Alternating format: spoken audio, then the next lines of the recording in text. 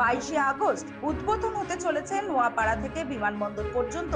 Metro station এবং তার মাঝে এই মেট্রো রুটের বাকি অংশ অর্থাৎ দমদম ক্যান্টনমেন্ট থেকে কলকাতা বিমানবন্দর পর্যন্ত যে মেট্রো রুট রয়েছে তা খতিয়ে দেখলেন railway safety commissioner Sumit single.